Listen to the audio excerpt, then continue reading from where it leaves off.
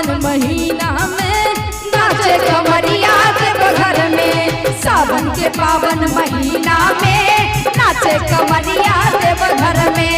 नाचे कमरिया देवघर में, नाचे कमरिया देवघर में।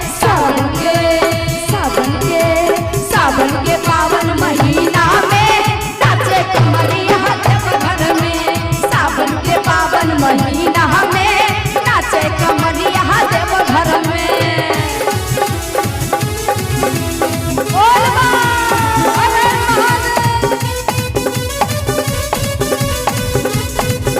हर हर महादेव।